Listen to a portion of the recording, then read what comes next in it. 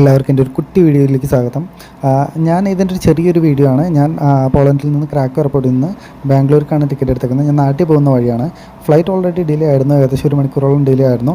എൻ്റെ connection flight എന്ന് വെച്ചാൽ ഷാർജയിലേക്കാണ്. പക്ഷേ എനിക്കൊരു സംശയം ഉണ്ടായിരുന്നു ഷാർജയിലെത്തുമ്പോൾ എൻ്റെ ഫ്ലൈറ്റ് മിസ്സാവുമല്ലോ എന്ന്. അങ്ങനെ അവസാനം രാത്രിയായി ഞാൻ ഷാർജയിലെത്തി. പറഞ്ഞ പോലെ തന്നെ എൻ്റെ കണക്ഷൻ ഫ്ലൈറ്റ് മിസ്സായിരിക്കുന്നു. അപ്പം മിസ്സായിട്ട് ഞാനിപ്പോൾ അവിടെ നിന്ന് എനിക്ക് അവർ തന്നെ ഹോട്ടലും ബാക്കിയുള്ള കാര്യങ്ങളും ഷാർജയിൽ പ്രൊവൈഡ് ചെയ്തു. ഇവിടുത്തെ റെസിഡൻഷ്യൽ കാർഡ് ഹോൾഡർ ആയതുകൊണ്ട് തന്നെ അവർ എനിക്ക് പുറത്ത് റൂം തന്നു. ഞാൻ അവിടെ നിന്ന് വിസ ഓൺ അറൈവൽ എടുക്കുന്നത് എനിക്ക് ഏകദേശം 140 ദിർഹം മാത്രമാണ് ചിലവായുള്ളൂ. പിന്നെ ക്യാബും ബാക്കി എല്ലാ കാര്യങ്ങളും അവർ തന്നെയാണ് പ്രൊവൈഡ് ചെയ്ത്. ഏകദേശം എനിക്ക് അവർ പ്രൊവൈഡ് ചെയ്ത് നല്ലൊരു റൂമായിരുന്നു. അത്യാവശ്യം ഒരു 4 സ്റ്റാർ റേറ്റിംഗ് ഉള്ളൊരു ഹോട്ടലായിരുന്നു. അവർ എനിക്ക് റൂം ഇതെല്ലാം പ്രൊവൈഡ് ചെയ്ത് ഞാൻ അങ്ങനെ വന്ന് ചെക്ക് ഇൻ ചെയ്തു. ഞാൻ എൻ്റെ കുളിയൊക്കെ കഴിഞ്ഞു. ജസ്റ്റ് ചുമ്മാ ഇരിക്കുകയായിരുന്നു. കാരണം ഒറ്റയ്ക്ക് ആയതുകൊണ്ട് തന്നെ സമയം പോകുന്നുണ്ടായിരുന്നില്ല. അപ്പോൾ പിന്നെ ഇതെല്ലാം കഴിഞ്ഞിട്ട് കുളിച്ച് ഫ്രഷായിട്ട് ഞാൻ പോയി ഭക്ഷണം കഴിക്കാം എന്നെല്ലാം ഞാൻ വിചാരിച്ചിട്ട് അങ്ങനെ ഞാൻ ഒരു വിധത്തിൽ എൻ്റെ കുളിയും ഇതൊക്കെ കഴിഞ്ഞ് റെഡിയായി. അപ്പോൾ ഞാൻ പുറത്തേക്കൊന്ന് പോകാനുള്ള പരിപാടിയിലാണ്. അപ്പോൾ അന്നത്തെ ഭക്ഷണമൊക്കെ കഴിച്ച് അതെല്ലാം കഴിഞ്ഞ് ഞാൻ കയറി വന്ന് നേരെ കിടന്നുറങ്ങും. ഇത് അടുത്ത ദിവസമാണ്. അടുത്ത ദിവസം കാലത്ത് ഞാൻ അവിടെ നിന്ന് ഭക്ഷണം കഴിക്കാനായിട്ട് ഞാൻ പുറത്തേക്ക് ഇറങ്ങി. അവിടെ ഹോട്ടലിൽ തന്നെ ഫുഡ് ഇതെല്ലാം അവർ പ്രൊവൈഡ് ചെയ്തിട്ടുണ്ടായിരുന്നു. അത്യാവശ്യം നല്ല ഫുഡായിരുന്നു, എനിക്ക് വളരെ ഇഷ്ടപ്പെട്ടു. പിന്നെ അത് കഴിഞ്ഞതിന് ശേഷം ഞാൻ എൻ്റെ കുറച്ച് ഫ്രണ്ട്സിനെ കാണാൻ പോകേണ്ടതുണ്ട്. അപ്പോൾ ഫ്രണ്ട്സ് ഇതെല്ലാം അവർ ദുബായിലാണ് വർക്ക് ചെയ്യുന്നത്. അപ്പോൾ അവിടേക്ക് പോകാനുള്ള പരിപാടിയിലാണ്. ഞാൻ അങ്ങനെ എൻ്റെ ഭക്ഷണം ഇതെല്ലാം നോക്കി അതെല്ലാം കഴിച്ചു. ഒന്ന് പുറത്തേക്കൊക്കെ ഇറങ്ങി നടന്നു. ഇത് ഷാർജയിലാണ്. പുറത്തേക്കൊക്കെ ഇറങ്ങി നടന്ന് എനിക്ക് എങ്ങനെയാണ് പോകേണ്ടതെന്നൊന്നും അറിയില്ലായിരുന്നു. അവസാനം ഞാൻ ഒരു ക്യാബ് ബുക്ക് ചെയ്ത് ഞാനങ്ങനെ ആ ക്യാബിന് ദുബായിലേക്ക് പോയിക്കൊണ്ടിരിക്കുകയാണ്. അപ്പോൾ ദുബായി ചെന്നിട്ട് എൻ്റെ ഒരു ഫ്രണ്ട് അവിടെ എനിക്ക് വേണ്ടി വെയിറ്റ് ചെയ്യുന്നുണ്ട്. അപ്പോൾ ഫ്രണ്ടിനെ ഞാൻ പോയി മീറ്റ് ചെയ്യാം എന്നുള്ളൊരു പ്ലാനിങ്ങിനകത്തായിരുന്നു. അങ്ങനെ അവസാനം അവിടെ എത്തി ഫ്രണ്ട് ഒരു അരമണിക്കൂറോളം ഞാൻ വെയിറ്റ് ചെയ്യേണ്ടി വന്നു. എന്നെ നല്ലൊരു രീതിയിൽ പോസ്റ്റ് അടിപ്പിച്ച്. ഫ്രണ്ടിനെ ഞാൻ വീഡിയോയിൽ കാണിക്കുന്നില്ല. അത് കഴിഞ്ഞതിന് ശേഷം ഞാൻ കുറച്ച് നേരം അവിടെ ചുറ്റിക്കറങ്ങി.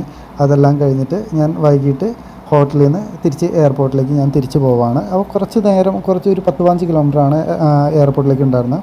അപ്പോൾ എയർ അറേബ്യയുടെ തന്നെ ക്യാബും ബാക്കിയുള്ള സൗകര്യങ്ങളും ഉണ്ടായിരുന്നു.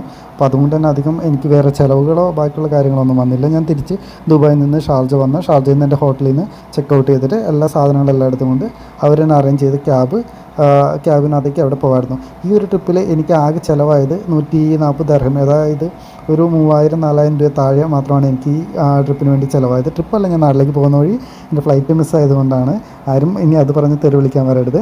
അപ്പോൾ അങ്ങനെ ഞാൻ ഷാർജയുടെയും ദുബായുടെയും ഒക്കെ കാഴ്ചകളൊക്കെ കണ്ട് ഇതേപോലെ ഒന്ന് ചുറ്റിക്കറങ്ങി. എനിക്കൊരു നല്ലൊരു വെക്കേഷൻ കിട്ടിയൊരു ഇതാണ് എനിക്ക് തോന്നിയത്. അങ്ങനെ ഞാൻ അവിടെ നിന്ന് ക്യാബിനകത്ത് നേരെ പോകുന്നത് എയർപോർട്ടിലേക്കാണ്. അപ്പോൾ എയർപോർട്ടിൽ ചെന്നതിന് ശേഷം ഓൾറെഡി ബോർഡിംഗ് പാസ് എല്ലാം നമുക്ക് കിട്ടിയിട്ടുണ്ട്. അങ്ങനെ വീണ്ടും ഞാൻ ഫ്ലൈറ്റിൽ കയറി. ഒരു ഏകദേശം ഒരു 4 മണിക്കൂറത്തെ ഫ്ലൈറ്റിന് ശേഷം ഞാൻ ബാംഗ്ലൂർ എയർപോർട്ടിലേക്കാണ് ടിക്കറ്റ് എടുത്തിരിക്കുന്നത്. അപ്പോൾ ബാംഗ്ലൂർ എയർപോർട്ടിൽ വന്ന് അവിടെ നിന്ന് എനിക്ക് ബസ്സിന് വേണം എനിക്ക് വീടിനകത്തേക്ക് പോകാനായിട്ട്. അങ്ങനെ അവസാനം ബാംഗ്ലൂർ എയർപോർട്ടിൽ വന്നു.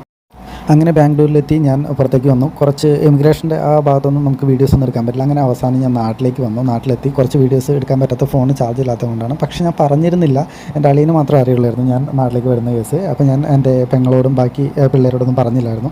പക്ഷേ അവർ പ്രതീക്ഷിച്ചിരിക്കുന്നത് അളിയൻ ജോലി കഴിഞ്ഞിട്ട് വരുന്നതെന്ന് വിചാരിച്ചിട്ട് 3 പേരും പുറത്തിറങ്ങി നിൽക്കുന്നുണ്ട്. എന്നെ കാണും എന്താവും അവരുടെ റിയാക്ഷൻ എന്നൊന്നും എനിക്കറിയില്ല. അപ്പോൾ ജസ്റ്റ് അതൊന്ന് വീഡിയോ എടുക്കാമെന്ന് വെച്ചു. അപ്പോൾ അങ്ങനെ അവസാനം വീട്ടിലെത്തി കഴിഞ്ഞപ്പോൾ ഞാൻ ജസ്റ്റ് ഒന്ന് ഹൈഡായിട്ടിരുന്നിട്ട് ഞാൻ ഒന്ന് എഴുന്നേൽക്കുന്ന നേരത്ത് പിള്ളേരൊക്കെ ഭയങ്കര എക്സൈറ്റഡ് ആയിരുന്നു. കാരണം അവരൊരിക്കലും പ്രതീക്ഷിച്ചിരുന്നില്ല ഞാൻ വരുമെന്ന്. അവർക്ക് ഞാൻ ചോക്ലേറ്റ് എൻ്റെ ഫ്രണ്ടിൻ്റെ കൊടുത്തു വിടുന്നുണ്ട് എന്നൊക്കെയാണ് ഞാൻ പറഞ്ഞത്.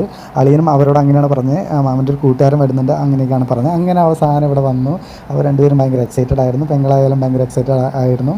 അപ്പോൾ അങ്ങനെ പിള്ളേരൊക്കെ എടുത്ത് അന്നത്തെ ദിവസം പിള്ളേരൊക്കെ കുറച്ച് നേരമൊക്കെ കഴിച്ച് ഭക്ഷണം കഴിച്ച് കിടന്നുറങ്ങി.